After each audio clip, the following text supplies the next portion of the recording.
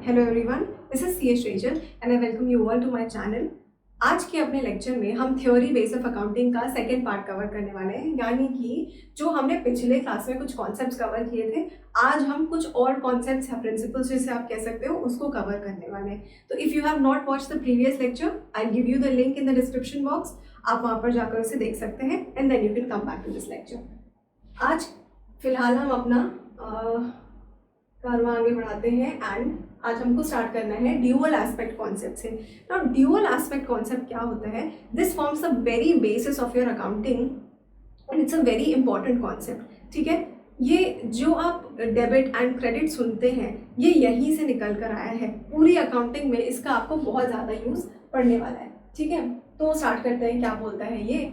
इसका जैसा कि नाम है इसका ड्यूअल एस्पेक्ट, वो ही काम ये करता है। देखिए कैसे, जब भी कोई भी एक ट्रांजैक्शन भी बिजनेस में होता है तो हर एक ट्रांजैक्शन जो भी एक बिजनेस में होता है that effects at least two aspects, यानी कि टू प्लेसेस पे उस एक ट्रांजैक्शन का इफेक्ट होता है। यही बोलता है मेरा ड्यूअल एस्पेक्ट कॉन्सेप्ट। ठीक है, मैंने आपको बताया है कि ये वेरी बेसिस, बहुत मतलब बेसिक सी रिक्वायरमेंट है आपके अकाउंटिंग की। जब भी आप कोई बिजनेस ट्रांजैक्शन रिकॉर्ड करते हो तो आपको इस कॉन्सेप्ट का ध्यान रखना पड़ता है। ठीक है, every transaction has a dual और टू फोल्ड इफेक्ट। मैं आपको बताती हूँ इसका मतलब क्या है कि अगर कोई भी चीज़ आपके बिजनेस में आई है ना तो कोई चीज़ गई भी होगी। इसका सिंपल मतलब आप अभी के लिए ये समझ सकते हैं। नेक्स्ट स्लाइड में मैं इसको समझाऊंगी आपको कुछ एग्जाम्पल से, तब आपको ये बिल्कुल क्लियर हो जाएगा।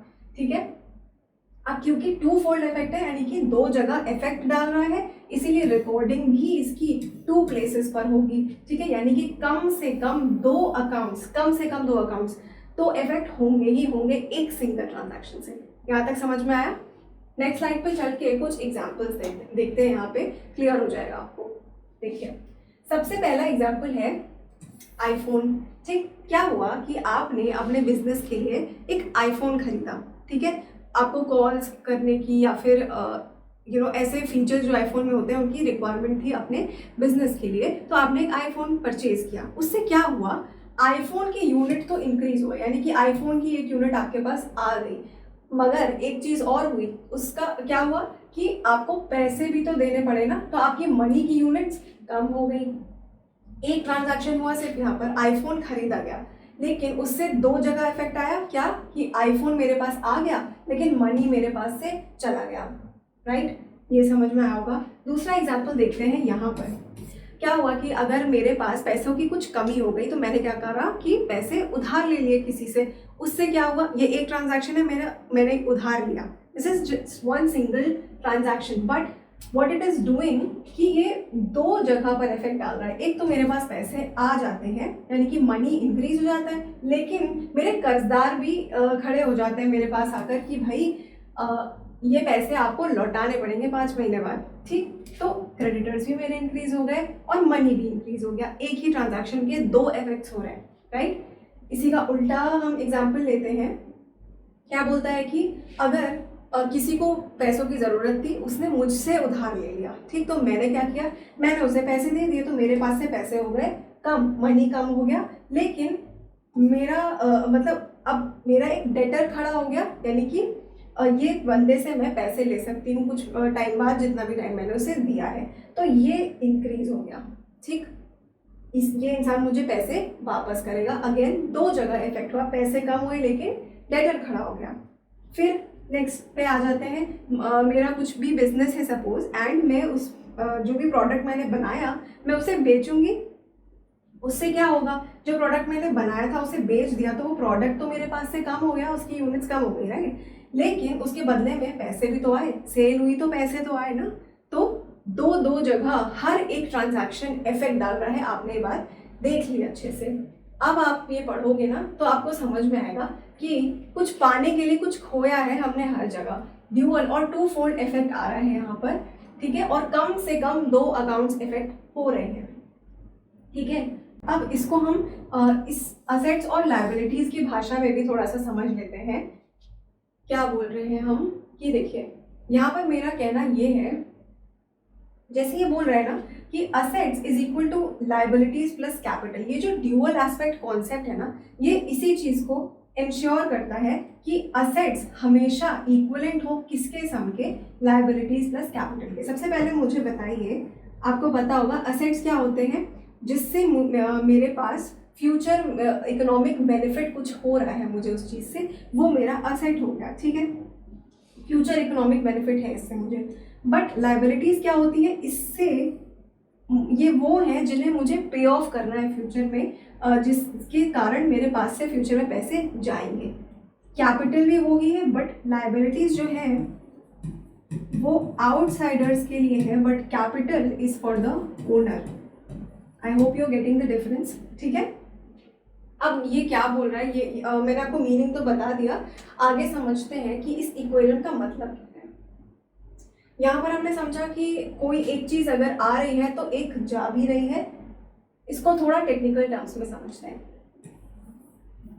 असेट, आईफोन को मैंने क्या बोला था, आईफोन जो है मुझे मेरे बिजनेस में फ़ायदा देने वाला है, मैं उससे अपने काम करूँगी, कॉल्स मुझे बिजनेस कॉल्स करनी होंगी वो भी मैं करूँगी, या फिर अपने ऑफिस में सपोज मेरा कुछ एडवर्टाइजमेंट का काम है तो वो आईफोन मुझे वो पिक्चर्स खींचने में हेल्प करता है जो मेरे बिजनेस को आगे बढ़ाएंगी, ठीक है। एडवर्टाइजमेंट करती हूँ तो ऑब्वियसली मुझे अच्छी पिक्चर्स एंड ये सारी चीज़ें होनी चाहिए मेरे बिजनेस में, तो iPhone is an asset for me, it is giving me future economic benefit. जब मेरे पास आईफोन आया तो असेट बढ़ा, राइट, लेकिन इससे हुआ क्या, या तो मेरा एक जो असेट है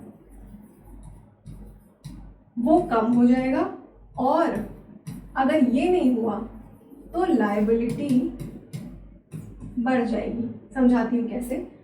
कैश जो गया मेरे पास से, जो पैसे गए वो भी तो मेरे बिजनेस के लिए असेट थे ना, that was an economic benefit, तो वो कम हो गया, राइट, पैसे कम हो गए, आईफोन आ गया, या तो ये होगा या फिर लायबिलिटी ही इंक्रीज हो जाएगी। सपोज करिए कि मेरे पास पैसे नहीं थे तो मैंने उधार पर वो आईफोन खरीदा पैसे ना देकर, और जब उधार पे खरीदूंगी तो ऑब्वियसली बात है मेरे पास क्रेडिटर्स खड़े हो जाएंगे, ठीक, मुझे उन्हें बाद में पे ऑफ करना पड़ेगा, तो वो हो गई मेरी लायबिलिटी। अब समझिए यहाँ पर क्या हो रहा है कि जो मैंने आपको यहाँ पर पीछे एक इक्वेशन बताया था कि asset is equal to liability plus capital, capital को अभी के लिए इग्नोर कर देते हैं, जितने का मान लीजिए मेरा असेट जो है वो 60,000 का था, तो भाई यहाँ पर लायबिलिटी यानी कि जो उधार पर मैंने आईफोन खरीदा ना, तो 60,000 की लायबिलिटी भी हो गई, अभी के लिए इसको इग्नोर कर देते हैं, ठीक। यहाँ पर समझ में आई बात आपको।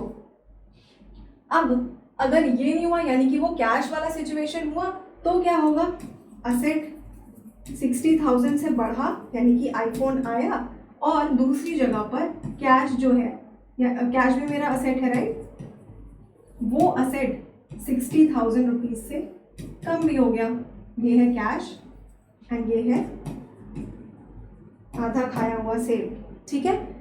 तो यहाँ पर आपको क्लियर हुई होगी बात कि इक्वल एंड ऑपोजिट यहाँ पर किस तरीके से हो रहा है। Asset is always equal to liabilities plus capital, और अगर ये इक्वेशन आपका नहीं बैठ पा रहा है सही, यानी कि मान लीजिए असेट 60,000 है और यहाँ का जो टोटल आ रहा है वो 50,000 है, तो कहीं ना कहीं पक्का आपने अपनी बुक्स में गलती कर रखी है, अकाउंट्स में गलती कर रखी है, उसे सुधारना पड़ेगा। अगर आपने पूरी अकाउंटिंग सही सही की है तो आपका ये इक्वेशन बिल्कुल सही बैठना चाहिए, ठीक है।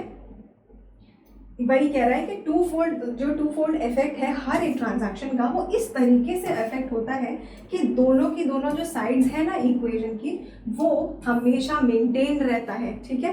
कभी भी ऐसा नहीं होगा कि कुछ एक साइड ज़्यादा हो गया या दूसरा साइड कम हो गया, ऐसा नहीं होगा। अगर है तो आपकी बुक्स में गलती है, ठीक है।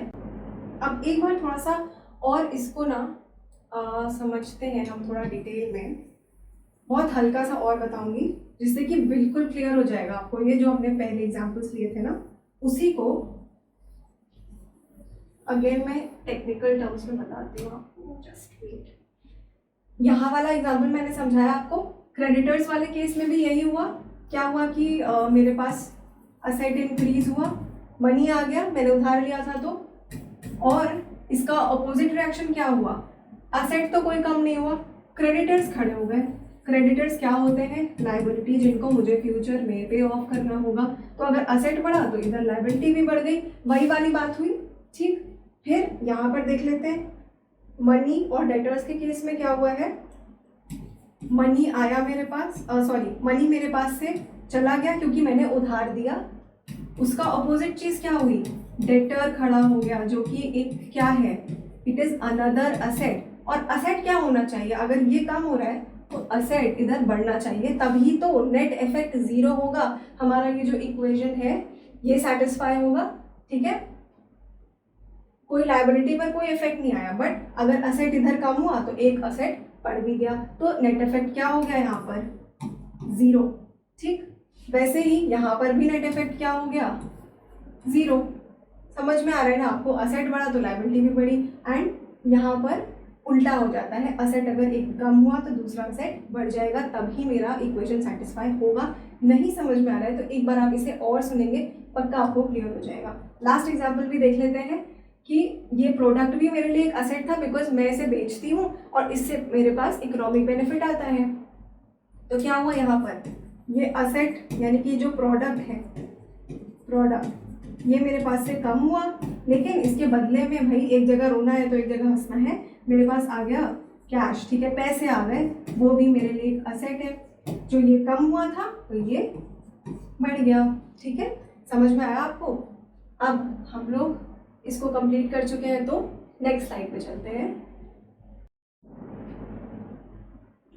नाउ आ जाते हैं अब मैचिंग कॉन्सेप्ट पर। ठीक है, ये भी एक बहुत ही लॉजिकल सी बात बोलता है। क्या बोलता है ये ना, इसको एक्सप्लेन करने से पहले आपको एक बहुत बेसिक कॉन्सेप्ट मैं समझाना चाहती हूँ, यहाँ पर समझते हैं उसको। क्या होता है ना, हमने अपने अकाउंटिंग पीरियड कॉन्सेप्ट में एक बात पढ़ी थी। क्या पढ़ी थी कि जब भी हम अकाउंट्स प्रिपेयर करते हैं, ठीक है, अकाउंट्स प्रिपेयर होते हैं कुछ कुछ इंटरवल्स पर। ठीक है, एक पर्टिकुलर पीरियड के लिए हम अकाउंट्स को प्रिपेयर करते हैं। ठीक, तो अब मुझे ये भी तो पता होना चाहिए ना कि वो पीरियड है क्या एग्जैक्टली जिसके लिए मुझे अकाउंट्स प्रिपेयर करने हैं। वो कैसे पता चलेगा, देखिए हम जो अकाउंट्स, आपके हिसाब से क्या होना चाहिए भाई, मुझे अपने कंपनी का हिसाब लगाना है, तो आपके लिए इजी क्या रहता कि कोई भी ईयर उठाओ जैसे, और उसके 1 जनवरी जो भी ईयर है, मान लीजिए 2022 है, से लेकर 31 दिसंबर 2022, ये भाई मेरा कैलेंडर ईयर है, 1 जनवरी से लेकर 31 दिसंबर, इसी का अकाउंट बना दो। फिर नेक्स्ट ईयर 1 जनवरी 23 से लेकर 31 दिसंबर 23 का बना लो। लेकिन बेटा ऐसा नहीं होता है। ठीक है, यहाँ पर एक ट्विस्ट है। क्या ट्विस्ट है, देखिए, जब भी हम अकाउंट्स बनाते हैं वो हम एक फाइनेंशियल ईयर के लिए बनाते हैं। फाइनेंशियल ईयर किसको बोलते हैं, किसी भी ईयर का 1 अप्रैल को से लेकर नेक्स्ट ईयर के 31 मार्च को। This also makes 12 months. ठीक है, ये भी 12 मंथ्स ही होता है, ये भी 12 मंथ्स ही होता है। तो अकाउंट जब हम भी बनाएंगे जब भी, तो 1 अप्रैल ऑफ 22 मान लीजिए से लेकर 31 मार्च ऑफ 23 तक ऐसे बनाएंगे। फिर नेक्स्ट ईयर का कैसे बनाएंगे, 1 अप्रैल ऑफ 23 से लेकर 31 मार्च 24 and this will continue like this. ठीक, तो ये है मेरा फाइनेंशियल ईयर, और ऐसे इसी के लिए हम अकाउंट्स बनाते हैं कैलेंडर ईयर के हिसाब से। आई गेस बहुत रेयर ऐसा होता होगा कि कोई कैलेंडर ईयर के हिसाब से बना ले। ठीक है, हम कंसिस्टेंसी फॉलो करते हैं, सारे कंपनीज में मोस्टली ऐसे ही अकाउंट्स बनते हैं इस पीरियड से, इस 1 अप्रैल से नेक्स्ट ईयर के 31 मार्च तक। ठीक है, इसके कई सारे रीजंस हैं कि हम ऐसा अटपटा सा टाइम क्यों लेते हैं। बिकॉज जैसे जब we were a British colony, right, जब जिस हिसाब से वो लोग फॉलो अपना अकाउंट्स बनाते थे उसी को हमने भी अडॉप्ट किया। ऑल्सो ग्लोबल प्रैक्टिस है ये, मतलब मोस्टली सारी कंट्रीज जो आप देखोगे वहाँ पर अकाउंटिंग इसी तरीके से होती है। So we also had to align our system to that particular policy, that particular principle, कि हम भी अकाउंट इसी तरीके से बनाएंगे तो हम वही काम करते हैं। ठीक, ये बात सिंपल सी समझ में आई। अब इसको बेस बना के हम आगे की बातें करते हैं।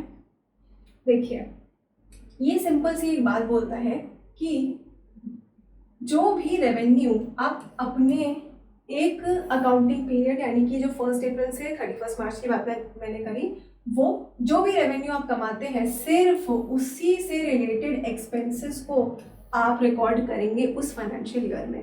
देखिए क्या बोल रहा है ये,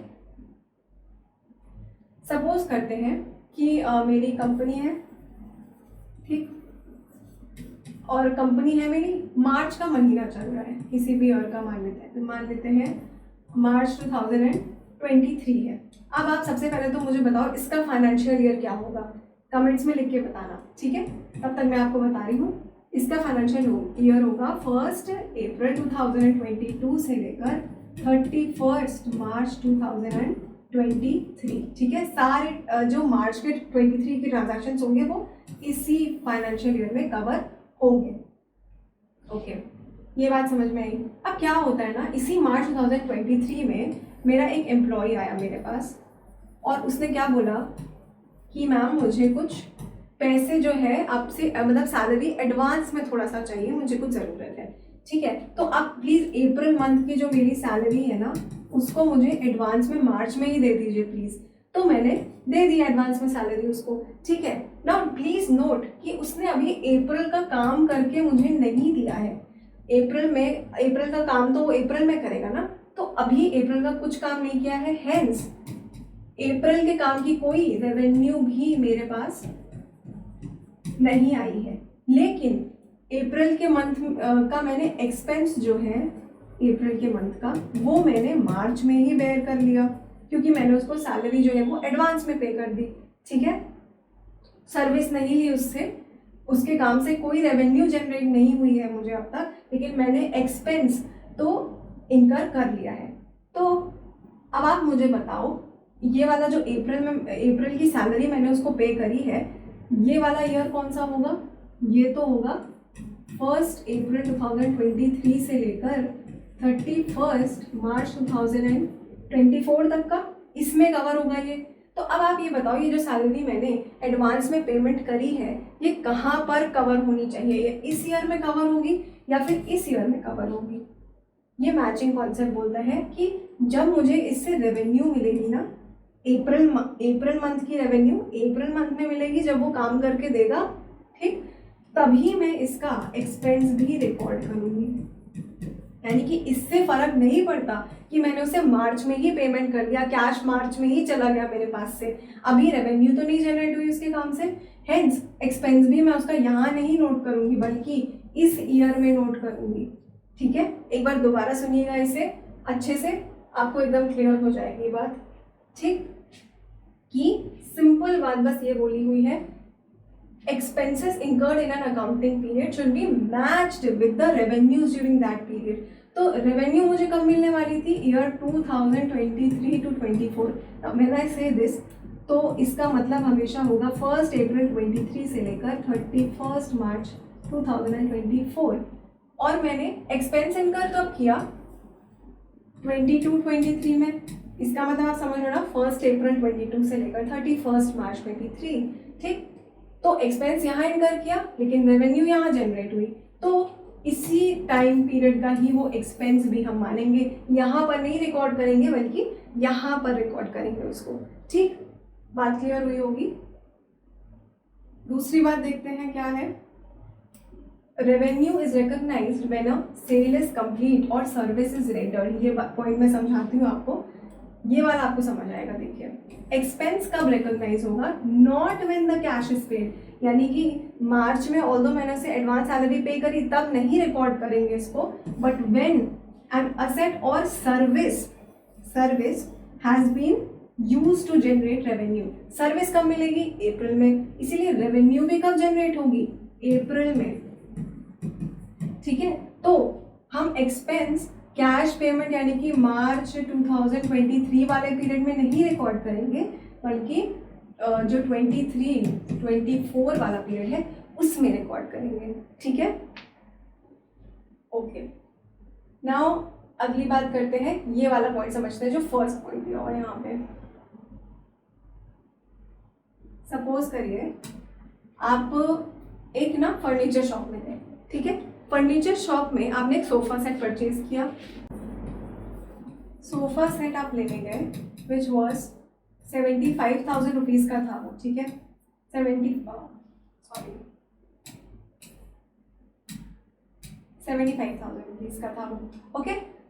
अब क्या हुआ कि ये डेट क्या थी जब आप परचेज करने गए, मान लीजिए 25 मार्च 2022 चल रहा था। तो सबसे पहले तो मुझे ये बताओ आप कि ये कौन सा फाइनेंशियल ईयर हुआ। 1 अप्रैल 21 से लेके 31 मार्च 22 तक का पीरियड हुआ ये, ठीक। ये बात समझ में आई। अब क्या हुआ कि इस डेट पर आप फर्नीचर लेने गए, लेकिन आपने क्या बोला, मेरे पास यार अभी तो 75,000 रुपीज़ नहीं है, तो मैं आपको 10 डेज बाद पेमेंट कर दूंगा, ठीक। 10 डेज बाद क्या डेट आएगी, 4 अप्रैल 2022 आ जाएगी, ठीक है। तो उस बिजनेसमैन ने बोला, उस फर्नीचर वाले ने बोला ठीक है कोई प्रॉब्लम नहीं है, 10 दिन बाद आप पेमेंट कर देना। एक बार ये बताइए मुझे कि इसका फाइनेंशियल ईयर क्या होगा, 1 अप्रैल 2022 से लेकर 31 मार्च 2023, ठीक है। नाउ अब यहाँ पर क्या हुआ इस डेट पर कि इस डेट जो बिजनेसमैन है, यहाँ पर प्लीज नोट, हम ये किसके पॉइंट ऑफ व्यू से बात कर रहे हैं अकाउंट्स बनाने की। ऑब्वियसली जो बिजनेसमैन है, आप तो सिर्फ अपना फर्नीचर खरीदने गए, you are not doing any business.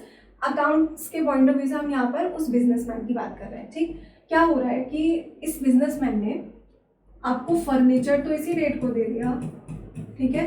Furniture आप इसी दिन उठा के लेके चले गए, तो फर्नीचर तो गया, ठीक, फर्नीचर दे दिया उसने, मगर कोई कैश तो आया ही नहीं उसके पास यहाँ पर, ठीक। तो एक तरीके से यहाँ पर क्या हुआ ना कि उसने जब फर्नीचर दिया, यानी कि अपना जिस प्रोडक्ट में वो डील करता है वो उसने आपको दे दिया, तो उसने रेवेन्यू को अर्न कर लिया। भले आपने उसको पेमेंट नहीं दिया अभी तक, लेकिन he has earn his revenue in this period. अब आपने यहाँ पे क्या किया, क्या इसने यहाँ पर आपको फर्नीचर सेल किया क्या, नहीं, फर्नीचर तो पहले ही सेल हो गया था, रेवेन्यू पहले ही अर्न हो गई थी। यहाँ पर तो आपने इसको सिर्फ कैश पेमेंट किया है। तो मैं इस जो ये रेवेन्यू आई मेरे पास 75,000 रुपीज़ जो बिजनेसमैन के पास आई, उसे मैं किस पीरियड में रिकॉर्ड करूंगी, इसमें करूंगी कि इसमें करूंगी, इसमें करूंगी हमेशा। यानी कि जब रेवेन्यू अर्न हुई है सिर्फ और सिर्फ वो तब रिकॉर्ड होगी, इससे फर्क नहीं पड़ता कि कैश कब आएगा, ठीक है। यहाँ पर इसको हम पढ़ लेते हैं जब, तो हमें समझ में आ जाएगा ये।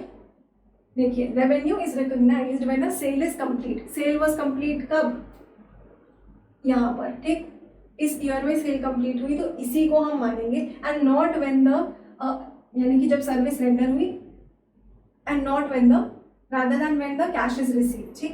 कैश रिसीव कब हुआ उससे कोई फर्क नहीं पड़ता, लेकिन हमें मतलब इससे होना चाहिए सर्विस या प्रोडक्ट कब हमने रेंडर किया, ठीक, जो कि इस पीरियड में था, तो इसी पीरियड में रिकॉर्डिंग होगी, इससे हमको कोई मतलब नहीं है। समझ में आया होगा आपको, ये बोलता है मेरा मैचिंग कॉन्सेप्ट। लास्ट पॉइंट पे आ जाते हैं, ये दो लास्ट पॉइंट्स अब हम पढ़ेंगे। ये क्या बोलते हैं, देखिए क्या बोलते हैं। सपोज करिए कि मेरा एक नोटबुक्स का बिजनेस है। मैं क्या करती हूँ उस बिजनेस में कि मैं होलसेल में जो है वो नोटबुक्स खरीदती हूँ, होलसेल में खरीदी नोटबुक्स और अपनी रिटेल शॉप पर आकर शहर में सेल कर दिया उसको, ठीक है। ट्रेडिंग करती हूँ एक तरीके से, यहाँ से खरीदा यहाँ पर बेच दिया, ठीक। तो अब क्या हुआ, मान लीजिए कि मैं 100 नोटबुक्स खरीद कर लेके आई कि आगे बेचूंगी इसको, ठीक है। अब क्या हुआ कि मान लीजिए ईयर चल रहा है 2023-24, मतलब 1 अप्रैल 2023 से लेकर 31 मार्च 2024। आई होप आपको ये अब याद हो गई होगी चीज़, ठीक।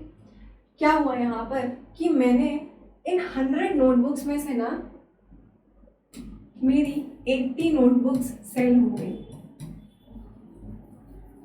इसी ईयर में मैंने परचेज किया था किसी डेट पर, एंड जब ये डेट आ गई ना, जब अकाउंट्स क्लोज करने की डेट आई, तब तक मैं 80 नोटबुक्स को सेल कर चुकी थी। इसका मतलब क्या हुआ, अभी भी 20 नोटबुक्स वर अनसोल्ड, ठीक। अच्छा, 20 नोटबुक्स अनसोल्ड थी। अब क्या हुआ कि मेरा फायदा नुकसान वाला निकालने का टाइम आया, क्योंकि ये डेट आ चुकी है, अब अकाउंट्स बनेंगे। तो क्या होगा, सबसे पहले तो मैं अपनी रेवेन्यू रिकॉर्ड करूँगी, कितनी यूनिट्स की, 80 यूनिट्स की, क्योंकि रेवेन्यू भाई 80 यूनिट से ही हुई है, मैं 80 ही बेच पाई तो उतने ही से ही रेवेन्यू होगी मेरी, ठीक। कुछ भी रेवेन्यू आ गई मान लीजिए यहाँ पर। फिर अब मुझे क्या करना पड़ेगा कि मैं यहाँ पर मान लीजिए अपना कॉस्ट लिख देती हूँ, ठीक है, कि मैंने परचेज कितनी करी थी। परचेज तो मैंने 100 यूनिट्स करी थी भाई, उसमें से मैंने बेची सिर्फ 80 यूनिट्स। इसको बल्कि यहाँ पर लिख दें नीचे तो बेटर रहेगा। 100 यूनिट्स मैंने खरीदी थी एंड यहाँ पे कुछ भी अमाउंट आ गया। अब मान लीजिए कि यहाँ पर मैं अपना प्रॉफिट निकालती हूँ, ठीक। प्रॉफिट जो भी आएगा यहाँ पर आ जाएगा, लेकिन यहाँ पर आपको एक गड़बड़ सी नहीं दिख रही। देखिए क्या गड़बड़ है यहाँ पर। रेवेन्यू आई 80 यूनिट से, सिर्फ मैंने कॉस्ट में लिख दी है 100 यूनिट्स, ठीक। भाई ये जो 20 यूनिट्स अनसोल्ड है ना, इसका कॉस्ट अभी मैं यहाँ पर क्यों लिखूँ? उसकी रेवेन्यू तो मैंने इधर साइड लिखी नहीं अभी तक, तो उसकी कॉस्ट भी नहीं आनी चाहिए। यानी कि ये 100 यूनिट्स नहीं बल्कि कॉस्ट भी मुझे 80 यूनिट्स की ही लिखनी चाहिए, तभी तो प्रॉफिट भी 80 यूनिट्स का ही निकलेगा ना। वरना कितनी यूनिट्स का प्रॉफिट निकलेगा मुझे समझ ही नहीं आएगा। कॉस्ट लिखी है 100 की, रेवेन्यू लिखी है 80 यूनिट्स की, तो वो हिसाब नहीं बैठेगा सही। प्रॉफिट भी 80 यूनिट्स पर ही निकलना चाहिए and hence this should not B 100 but only 80 units. यानी कि जितने मैंने गुड्स अपने, जितनी नोटबुक्स मैंने अपनी सेल करी ना, उसी से रिलेटेड जो एक्सपेंस है उन्हीं 80 यूनिट से वो ही यहाँ पर आना चाहिए, पूरी 100 यूनिट्स का नहीं आना चाहिए। ये जो बची हुई 20 यूनिट्स है ना, मे बी इसको मैं अगले साल बेचूंगी तो उससे रिलेटेड जो एक्सपेंस है ना वो भी मैं अगले ही साल लिखूंगी। उस 20 यूनिट्स का हिसाब मुझे इस साल नहीं करना चाहिए, भले ही मैंने कैश पे कर दिया होगा उस 20 यूनिट्स के लिए भी, क्योंकि खरीद के लाई होंगी नोटबुक तो ऑब्वियसली मैंने उसको पेमेंट किया होगा, तो पेमेंट तो 100 यूनिट्स का हो गया, बट सामने से रेवेन्यू कितने की आई? सिर्फ 80 की। इसीलिए रिकॉर्ड भी इस अकाउंटिंग ईयर में मैं सिर्फ 80 यूनिट्स को ही करूँगी, ना कि पूरी 100 यूनिट्स को। समझ में आया? ताकि प्रॉफिट बराबर निकले मेरा। अब इसी बात को यहाँ पर आप जब पढ़ लोगे एकदम क्लियर हो जाएगा। जब भी हम प्रॉफिट या लॉस निकाल रहे होंगे किसी भी अकाउंटिंग ईयर का, तो हमें सारे के we should not take the cost of all the goods and goods produce या फिर परचेज। पूरे 100 का नहीं लेना है मुझे, पूरे 100 का नहीं लेना है, बल्कि consider only the cost of goods that have been sold during the year, यानी कि 80 यूनिट्स का ही लेना है। समझ में आ गया? बिल्कुल क्लियर होगा। Cost of unsold goods should be deducted. Cost of unsold goods, unsold कितने थे, कितने में नहीं बेच पाई? 20। It should be deducted from the cost of goods purchase, ठीक। कॉस्ट ऑफ गुड्स परचेज कितने थे? 100 यूनिट्स मैंने परचेज किए थे, उसमें से 20 निकाल दो एंड 80 जो बचा ना सिर्फ उसको ही हम रिकॉर्ड करेंगे। बस यही बोलता है ये कॉन्सेप्ट। आई होप आपको एकदम क्लियर हो गया होगा। फुल डिस्क्लोजर कॉन्सेप्ट पर आते हैं। बहुत ही सिंपल बात बोलता है, ये जल्दी से कवर हो जाएगा। देखिए क्या बोलता है कि हमने क्या पढ़ा हुआ है कि हमारी जो फाइनेंशियल इंफॉर्मेशन होती है ना, उसके इंतज़ार में कई सारे इंटरेस्टेड यूजर्स बैठे रहते हैं, जैसे कि डायरेक्टर्स हो गए, क्रेडिटर्स हो गए, गवर्नमेंट हो गई एंड जो जनरल पब्लिक है, ठीक है। ये सारे लोग हमारे फाइनेंशियल स्टेटमेंट्स का इंतज़ार करते हैं, ठीक। उनको ज़रूरत होती है इन फाइनेंशियल स्टेटमेंट्स की, किस लिए? To take important decisions. Information provided by financial statements are used by different groups of people. We know this. Now, financial statements, इसीलिए जो फाइनेंशियल स्टेटमेंट्स है ना, क्योंकि इतने सारे इंटरेस्टेड यूजर्स हैं जो इस इंफॉर्मेशन का यूज़ करने वाले हैं एंड इम्पॉर्टेंट डिसीजंस लेने वाले हैं, इसीलिए जो फाइनेंशियल स्टेटमेंट्स है ना, ज़रूरी है कि वो एक फेयर एंड एडिक्वेट डिस्क्लोजर करें। जितनी भी इंफॉर्मेशन मेरी कंपनी की है उसको सही तरीके से डिस्क्लोज किया जाए, ये बहुत ज़रूरी है, because a lot of things are dependent upon it. So जो भी रेलेवेंट है for taking the financial decisions, वो सारी इंफॉर्मेशन प्रॉपर वे में डिस्क्लोज होनी चाहिए मेरे फाइनेंशियल स्टेटमेंट्स में, ठीक। एक ट्रांसपेरेंसी होनी चाहिए कि जो है एक्चुअल में वो ही मैं प्रेजेंट करूँ उन लोगों को, ताकि वो इन्फॉर्म्ड डिसीजंस ले सकें। अब और क्या बोल रही है कि जितनी भी मटेरियल इन्फॉर्मेशन, मटेरियल मतलब जो ज़रूरी इन्फॉर्मेशन है, ठीक है, और रेलेवेंट फैक्ट्स जो हैं मेरी फाइनेंशियल परफॉर्मेंस के रिगार्डिंग, वो फुल्ली एंड कम्प्लीटली डिस्क्लोज होनी चाहिए। कुछ छुपाना नहीं है मुझे अपनी कंपनी के बारे में, सारी चीज़ें डिस्क्लोज करनी है प्रॉपर वे में, ठीक। अगर एंड कंपनी फुट नोट्स, ये फुट नोट्स वाली बात आपको काफ़ी बाद में ज़रूरत पड़ेगी, it's not required right now, ठीक। नेक्स्ट पॉइंट पढ़ लेते हैं last, to enable the users to make correct assessment about the profitability and the financial soundness of the enterprise and help them to take informed decisions। ये सारी चीज़ें किस लिए ज़रूरी हैं, ताकि वो जो इंटरेस्टेड यूजर्स हैं, जो मेरी फाइनेंशियल इन्फॉर्मेशन का वेट करते हैं, वो इन्फॉर्म डिसीजंस ले सकें। अच्छा, इस चीज़ को इंश्योर कैसे किया जाएगा कि मैं मतलब सारी की सारी इन्फॉर्मेशन मैं सही तरीके से डिस्क्लोज कर रही हूँ, इसको इंश्योर करने का तरीका क्या है। हो सकता है कि मुझे भी ना बताओ कि भाई अच्छा मुझे ये चीज़ें प्रेजेंट करनी है, ये चीज़ें बतानी है अपने यूजर्स को, मुझे भी ना बताओ, कैसे पता चलेगा मुझे। ये देखिए यहाँ पर ना एक एक्ट होता है, कंपनीज एक्ट 2013 बनाया गया। अब ये क्या बताता है, इसमें पूरी डिटेल्स दी है कि मुझे किस तरीके से अपने फाइनेंशियल स्टेटमेंट्स को प्रेजेंट करना चाहिए, उसमें क्या क्या चीज़ें होनी चाहिए, क्या नहीं होनी चाहिए। बिल्कुल वैसे ही एक टेम्पलेट देता है, या आप मान लो कि एक टेम्पलेट दे देता है मुझे, या फिर एक फॉर्मेट प्रोवाइड कर देता है। मान लीजिए जैसे भाई मेरे टाइम में क्या होता था, स्कूल में जब भी अगर किसी को लीव लेनी होती थी ना, तो एक एप्लीकेशन लिखनी पड़ती थी कि भाई मुझे इस डेट तक मैं एब्सेंट रहूँगी, तो please grant me a leave. तो इस एप्लीकेशन को लिखने के लिए हम लोग बुक्स में से फॉर्मेट कॉपी करते थे, ठीक।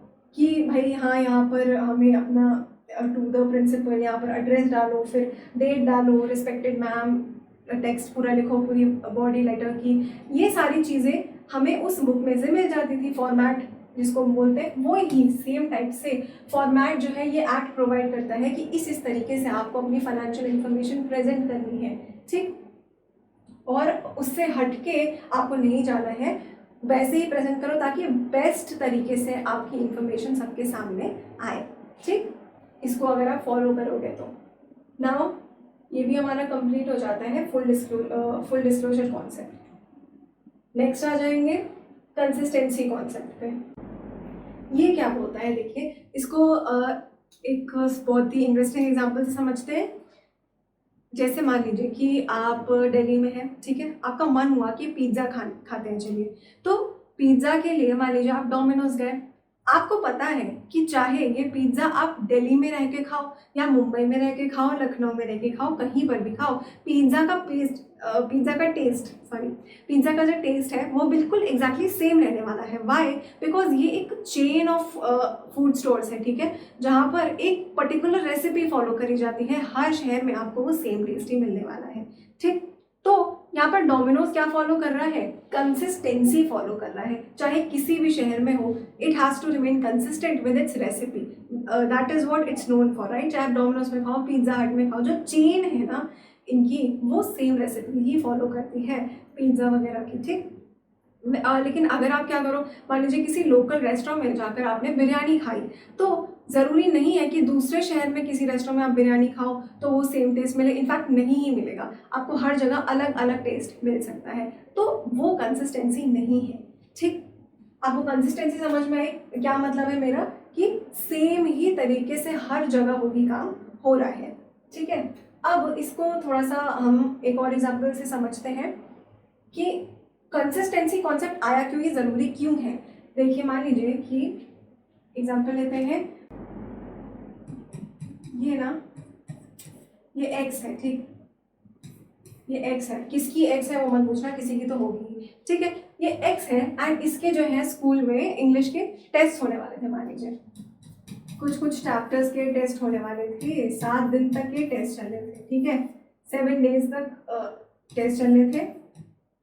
क्या हुआ कि जो फर्स्ट 5 थे ना, उसमें तो फर्स्ट 5 डेज में जो इसने टेस्ट दिए ना, बहुत ही अच्छे तरीके से पढ़ के सिंसियरली टेस्ट दिए इसने, लेकिन मान लीजिए 6th डे पर क्या हुआ ना, अनफॉर्चुनेटली इसका एक्सीडेंट हो गया। एक्सीडेंट हुआ तो भाई अब ये पढ़ नहीं पाई इस टेस्ट के लिए अच्छे से, तो क्या हुआ कि इसने जो बाकी के 2 टेस्ट दिए ना, वो पढ़ाई नहीं कर पाई सिंसियरली, ठीक है। इन लास्ट के 2 टेस्ट में। अब आप बताइए जब इसका रिजल्ट आएगा तो क्या ये इन 5 टेस्ट और इन लास्ट के 2 टेस्ट को कंपेयर कर सकती है क्या? ऑब्वियस सी बात है कि यहाँ पर इसकी परफॉर्मेंस थोड़ी नीचे चली गई होगी, यहाँ पर ये अपना बेस्ट परफॉर्मेंस नहीं दे पाई होगी, यहाँ पर ना सिचुएशन ही कंप्लीटली चेंज हो गई, इसीलिए this does not remain comparable. मैं ये नहीं कह सकती कि यहाँ पर इसने पढ़ाई नहीं करी जानबूझ के, यहाँ पर सिचुएशन ही चेंज हो गई, तो कंपेरेबिलिटी नहीं रही इन दोनों में। ठीक, यहाँ पर तो सेम ही सर्कमस्टांसेस थे, 5 टेस्ट में उसने अच्छे से पढ़ाई करी एंड टेस्ट दिए। अब जो भी परफॉर्मेंस होगी, जो भी उसका रिजल्ट आया होगा वो उसके परफॉर्मेंस के बेसिस पर आया होगा, बट यहाँ पर तो सर्कमस्टांस ही चेंज हो गया, फिजिकली ही वो पढ़ाई नहीं कर सकती थी। ठीक, आपको समझ में आया होगा कि यहाँ मैं कंपैरिजन नहीं कर सकती इन दोनों चीज़ों में। वही यहाँ पर बोला गया है कि अगर एक एंटरप्राइज है ना, एक बिजनेस कंसर्न है कोई भी, तो वो जो भी अकाउंटिंग पॉलिसीज या प्रैक्टिसेस को 1 साल में अप्लाई करता है, आने वाले अगले सालों में भी उसको कंसिस्टेंटली वही पॉलिसीज अप्लाई करती रहना चाहिए, ताकि कंपेरेबिलिटी बनी रहे सारे सालों के बीच में। ठीक, मतलब अगर 2023 में उसने कोई पॉलिसी फॉलो करी है, वो ही कंसिस्टेंटली उसको 24 में भी फॉलो करनी चाहिए। अगर वो बदल देगा उसको तो सर्कमस्टांसेस चेंज हो गए एंड हेंस ये जो इन्फॉर्मेशन है ना, ये कंपेरेबल नहीं रह जाएगी। मैं पता ही नहीं लगा पाऊंगी कि मेरी परफॉर्मेंस किस वजह से ऊपर हुई है या नीचे हुई है, जो भी है वो मेरी अपनी मेहनत की वजह से हुई या सिर्फ जो अकाउंटिंग पॉलिसी मैंने चेंज करी सिर्फ उसकी वजह से ऐसा इफेक्ट मुझे देखने को मिला। ठीक, यहाँ वाले एग्जाम्पल से आप इसको रिलेट कर सकते हैं कि सर्कमस्टांसेस चेंज हुए या पॉलिसी की वजह से जो है चीज़ें बदल गई मेरे साथ। देखिए, पढ़ते हैं, accounting information provided by the financial statements, ये यूजफुल कब होंगी? यूजफुल सिर्फ तभी होंगी, कंक्लूजन हम इनसे सिर्फ तभी निकाल सकते हैं when it allows comparisons over a period of time all and as well as the working of other enterprises. यानी कि जियो एंड एयरटेल अगर मान लीजिए अलग अलग अकाउंटिंग पॉलिसीज लगाते हैं अपने फाइनेंशियल स्टेटमेंट्स में, तो मैं इनको कंपेयर नहीं कर सकती, भाई बेस ही डिफरेंट हो गया, तो कंपैरिजन की तो बात ही खत्म हो गई। ठीक, तो अकाउंटिंग पॉलिसीज बेसिकली अगर आप नहीं समझ रहे तो मैं बता दूं कि फाइनेंशियल स्टेटमेंट्स को बनाने के लिए जो बेसिक पॉलिसीज आप यूज़ करते हो, प्रिंसिपल्स यूज़ करते हो, वो उनकी बात हो रही है यहाँ पे। ठीक, तो वो जो है वो कंसिस्टेंट रहने चाहिए। तो ये जो कंपैरिजंस हैं ये कब पॉसिबल होंगे? Possible only when accounting policies and practices followed by the enterprises are uniform and consistent over the period of time. वही बात बोली यहाँ पे, लेकिन इसका मतलब ये नहीं है कि आप एकदम पत्थर की लकीर ही मान लें किसी चीज़ को, कि अगर आप एक अकाउंटिंग पॉलिसी चलाते चले आ रहे थे कुछ टाइम से, तो आप आगे भी वो ही चलाते रहे जस्ट बिकॉज कि आप ये फॉलो कर सके कंसिस्टेंसी कॉन्सेप्ट। अगर ज़रूरी है, ठीक है, अगर वो आपके फाइनेंशियल स्टेटमेंट्स को बेटर तरीके से प्रेजेंट करने में हेल्प कर रहा है वो चेंज, तो you have to do it. ठीक है, वो आप कर सकते हो by giving proper footnotes and reasons in your financial statements कि भाई मैंने ये इस वजह से किया है चेंज। ठीक, वही बोला है कि कंसिस्टेंसी जो है it should not prohibit change in the accounting policies. जो नेसेसरी रिक्वायर्ड चेंजेस है ना, वो आपको फुल्ली डिस्क्लोज कर दे रहे हैं कि भाई मैंने ये चेंज किया है और आप उसे कर सकते हो अपने फाइनेंशियल स्टेटमेंट्स में। ठीक, ये भी बताना पड़ेगा कि इससे क्या क्या इफेक्ट्स हुए हैं।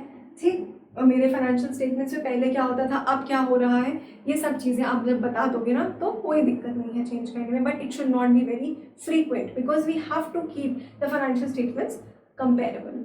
ठीक है, आई होप आपको ये पूरा का पूरा लेक्चर अच्छी तरीके से समझ में आया होगा। जहाँ पर भी नहीं आया please let me know in the comment section, I will explain it. ठीक है, आगे के लेक्चर में हम अपने बाकी के बचे हुए कॉन्सेप्ट सारे कवर कर लेंगे and then we will come on to GST वाला पार्ट जो इस चैप्टर का है। ठीक है, so thank you for listening and please like, subscribe and share my channel. Thank you so much.